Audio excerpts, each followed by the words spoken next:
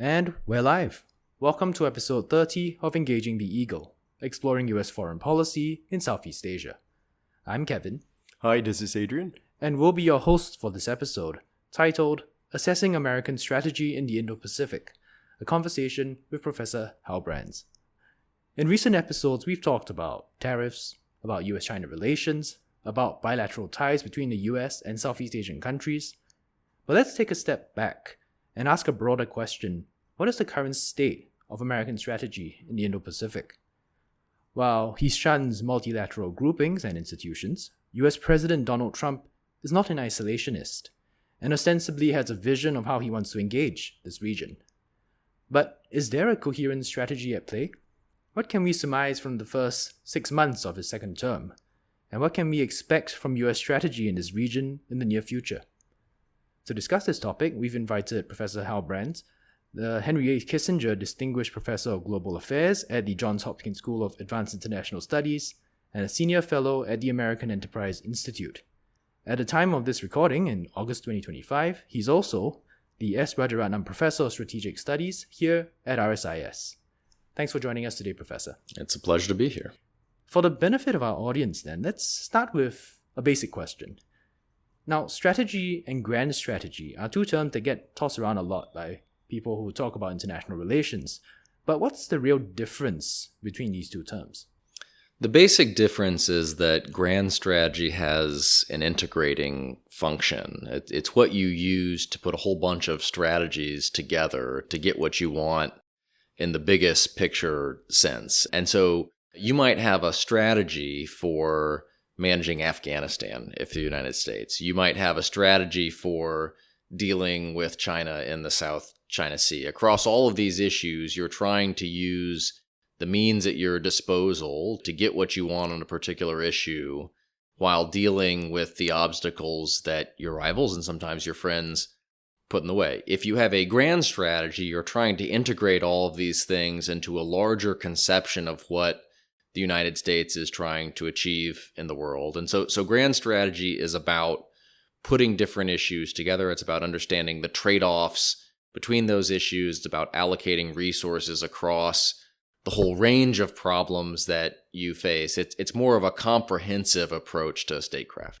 I quite like that explanation. Yeah, it's about prioritization of scarce resources and how that can be best marshaled towards achieving America's goals. In that case, then, we just had a seminar with you talking about the past, present, and future of American strategy in the Indo-Pacific.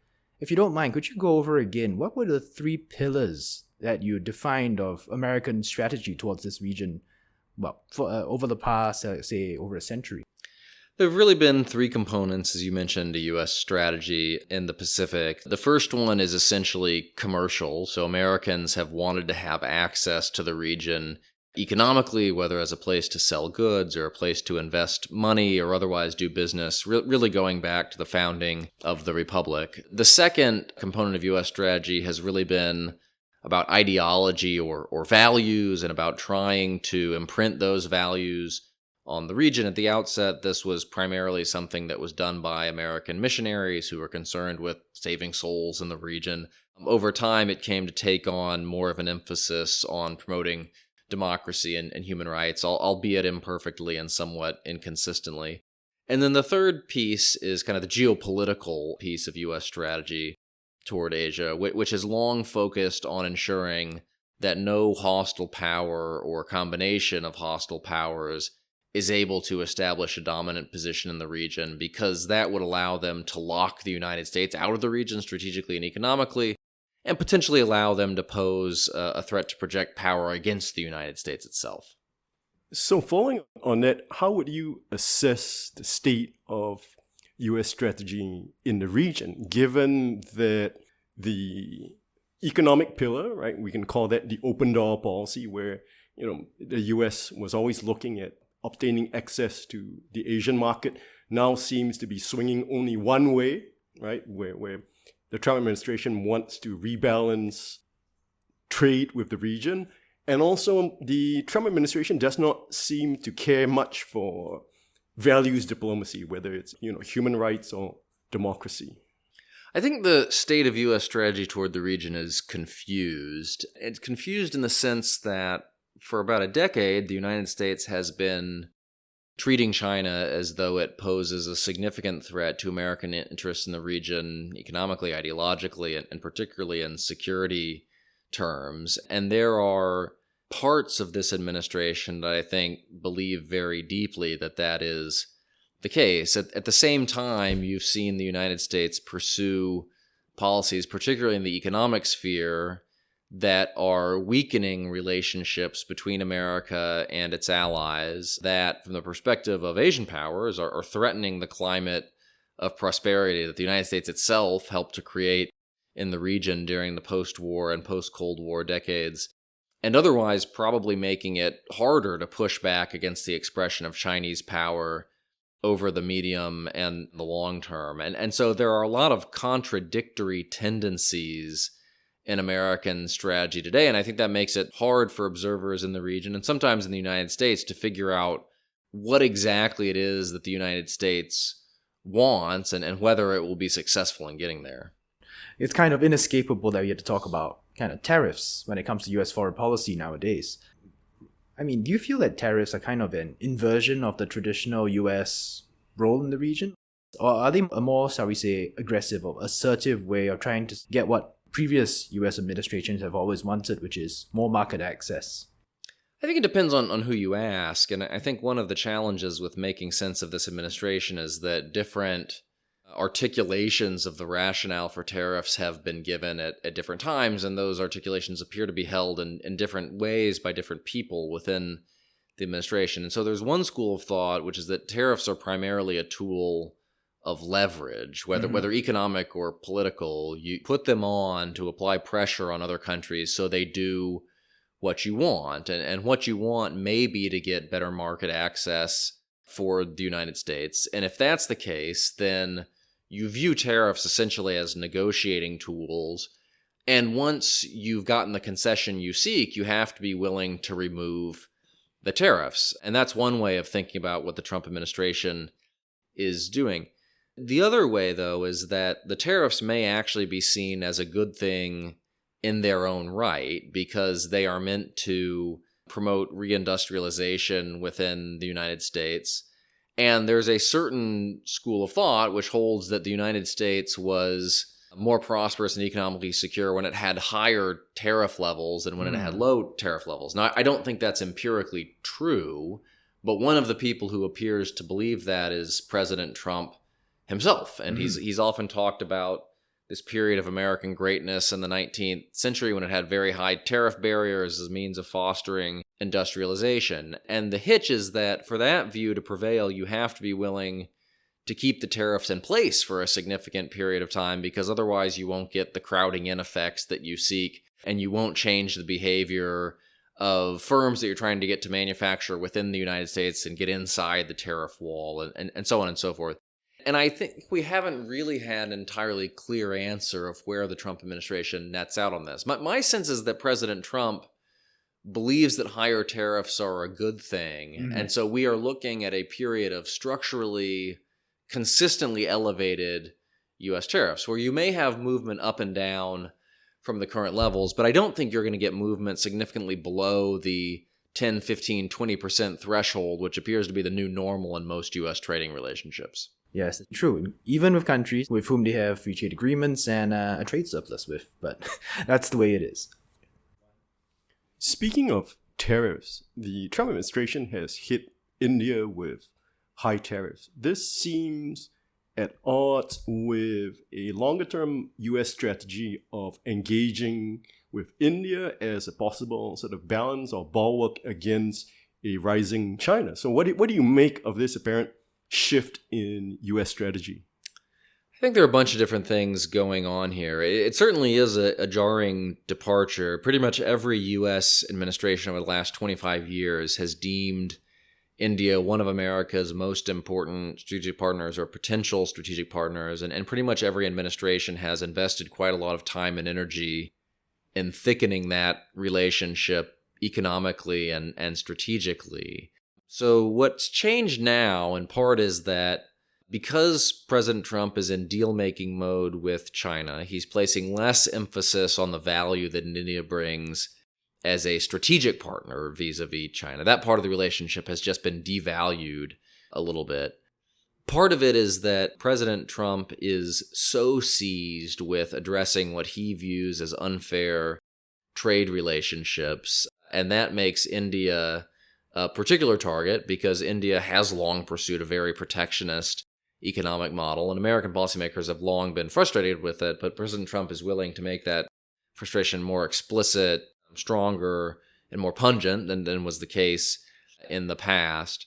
And then I think there are political issues at work as well, where once sort of you get a degree of disagreement and friction in the relationship, both Trump and Prime Minister Modi have really emphasized sort of a style of politics in which they portray themselves as strong leaders on the international scene, which makes compromise a little bit harder to come by. And so when you put those three things together, I think it helps us explain why the relationship has taken this turn. So following on that, how do you see US-India ties then affecting a lot of the multilaterals in the region, say the Quad, for example? I think the Quad has made a significant degree of progress over the past 7 or 8 years since it was revived during the first Trump administration, ironically. The level of ambition has gradually grown. The thickness of the ties has gradually grown. I think U.S. policymakers would like to see the Quad take on more of a security role, and India has traditionally been more reluctant to push the Quad in that direction, even though it views the Quad as being helpful in its security relationship with China.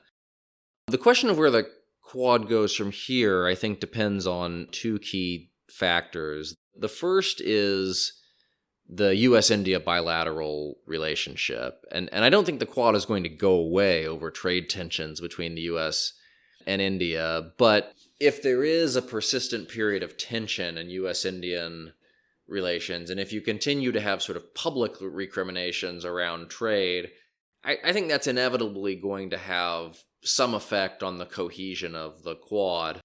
The second question is the degree to which the Trump administration emphasizes or tries to mute the security dimensions of the U.S.-China relationship. I can imagine sort of one future in which you get a U.S. policy that's very focused on competing more effectively with China in the Indo-Pacific for security influence, and the Quad would obviously loom large in that. But what we've seen over the past 3 or 4 months is that the administration has been willing to mute tensions with China on the economic front, but also to some degree on the security front by discouraging the transit of President Lai of Taiwan and by otherwise just sort of trying to tamp down on the level of security tension within the U.S.-China relationship. And to the extent that that approach continues, it means that U.S. policymakers will presumably be a little bit less interested in what the Quad has to offer. But speaking of the Quad, another grouping that's been in the news recently is AUKUS, the one between Australia, the UK, and the US. There's the ongoing review that's going on within the Pentagon to look at the overall grouping. Well, what do you think might happen to this minilateral in the context of the Trump administration? The review itself is not particularly unusual. This is the sort of thing that a new government typically does, and I believe that when Australia and the UK got new governments, they did their own reviews of AUKUS, which is normal. This is such a major undertaking by all three parties. I think what has made this particular review a little bit more noteworthy is first that it has gotten caught up in a larger and unfortunately public spat between the US and Australia over Australian defense spending levels. And so there has been established, perhaps implicitly, a certain degree of linkage between U.S. commitment to AUKUS and Australian commitment to spend more on defense. The other thing is that it's being carried out in a context in which some officials who've gone to work for the Trump administration have expressed concerns about a decrement AUKUS might create to U.S. sovereign capabilities. The thinking basically is that every attack submarine the U.S. lends or leases to Australia is one that won't be in the U.S. inventory, and there's no guarantee that Australia will use those boats as the United States sees fit if you get a crisis or conflict in the Western Pacific. And so you put those two things together, and it's created a fair amount of uncertainty over the future of the initiative. I think, and I certainly hope, that AUKUS will persist and it will thrive, because this is an important signal of credibility within the region. I think it would be pretty disastrous if AUKUS were to fall apart after multiple Australian governments have committed to it. It would certainly make it harder, I think, for the U.S. to line up allies to do big undertakings with it in the future, but also because AUKUS is really a model of the sort of defense industrial cooperation that the U.S. is going to need with its allies. The U.S. and its allies are going to have to cooperate very closely to produce, develop, and field the capabilities that will be needed to uphold the balance of power in the Western Pacific and globally. And AUKUS is a good example of the sort of defense industrial integration that is likely to produce that kind of cooperation. I see, thank you. Actually, there are a few threads I'd like to, tease out a little bit more in your response. The first one, I suppose, it ties back to how you defined grand strategy. It's about marshalling scarce resources towards a set of prioritized goals. And you mentioned during your seminar just now that there are a couple of different camps within Washington right now when it comes to how America's resources should be used. There are those who are, shall we say, more isolationist, neo-isolationist, who feel that America should just, retrench itself from a lot of what it previously focused on, while others feel that America should just, withdraw from its commitments to the Middle East and Europe and towards Asia. What do you make of tensions between these two kinds of camps? In some ways, I think there are even more camps than that. I did an article a few months ago where I tried to sort of group the various strains of thought within the Trump administration. And I think I came up with 5 different approaches to foreign policy, everything from sort of neo-Reaganite global hawks to neo-isolationists to economic nationalists and so on and so forth. Look, I think every administration is a coalition in the sense that every administration brings together people who don't view foreign policy issues in precisely the same way. And in some ways, the genius politically speaking, of President Trump's America First or MAGA movement is that it has managed to appeal to a wide range of constituencies within the Republican Party. People who don't think that the U.S. uses its power aggressively enough, as well as people who think that the U.S.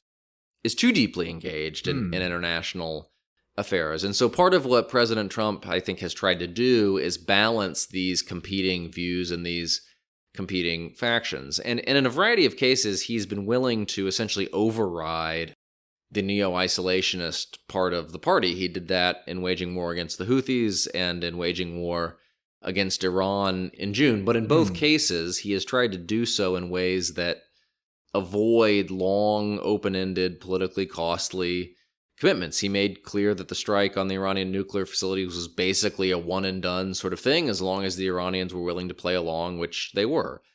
He did the campaign against the Houthis for about a month and then decided to call that off. And so what that tells me is that he is willing to use force and use American power assertively when he thinks that key interests are at stake, but he's wary of the sort of open-ended military interventions that have proven damaging for presidents, particularly Republican presidents in the past. And speaking of which, that reminds me of another op-ed that you wrote, talking about how Trump appears to be reviving the Nixon doctrine.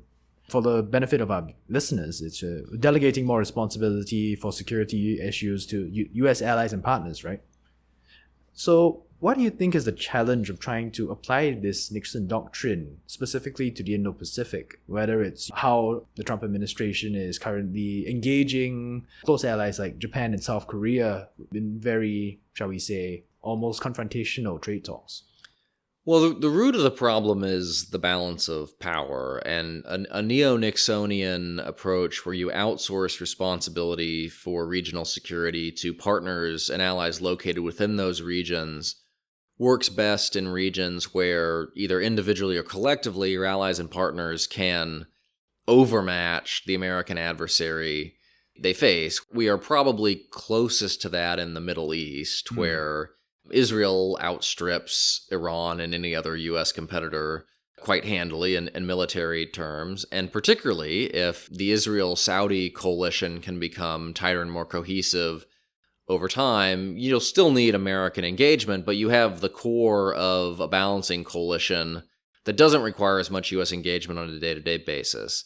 There's a possibility over time of getting there in Europe, where America's European allies have dramatically more economic power than Russia. They outspend Russia significantly when it comes to defense. The problem is that it's going to take them a while to build sort of the sovereign capabilities that would allow them to balance Russia more effectively. And it's not clear whether they'll be able to solve the collective action problems that are required to establish a stronger defense and security posture. The challenge in the Asia-Pacific is just that the balance of power is hostile to this sort of approach. And so you can get more effort out of U.S. allies, whether Japan or partners like Taiwan or India.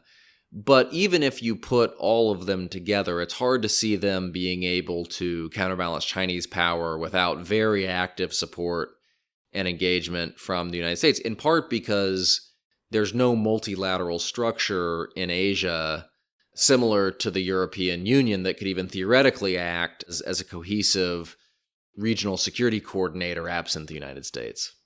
That's a very interesting strategic kind of dilemma, I suppose. And it really calls the question, does Washington kind of recognize that it's, when it comes to the military balance in Asia, really the indispensable partner or the part of the equation? And does it really want to use that kind of fact or understanding to extract more concessions from its partners in this region? I think the Trump administration certainly believes that U.S. alliance relationships have been unbalanced economically and militarily, and it is willing to use what leverage it can find to try to renegotiate those relationships. And I think President Trump believes the U.S. has two principal sources of leverage. One is that the U.S. consumer market is very attractive and countries want access to it, and the other is that the United States has these security relationships, which make it very costly for a Japan or a South Korea or a UK or a Germany to have a sustained falling out with the United States. And so far, the threat of amending the security relationship has mostly functioned implicitly. The United States has not had to make that threat explicitly because countries in Europe and Asia know they have a great deal at stake in their relationship with the United States, and so they've been willing to accommodate the United States on tariffs, for instance, because they don't want a trade confrontation spilling over into the security realm. Well said. Thank you. If that's the case, then, Professor, I think another topic that I'd like to ask about has with regard to the new Monroe Doctrine idea that's come out of Washington. After all, Secretary Rubio, his first visit was to Central America. Over the first few months of the Trump administration, there was a lot of talk about Panama, about Canada, about Greenland. That talk has died down over the past few months, that's true, but how should we interpret this talk about America being kind of supreme on its hemisphere? And is it useful to try and bring up the idea of spheres of influence when it comes to this topic?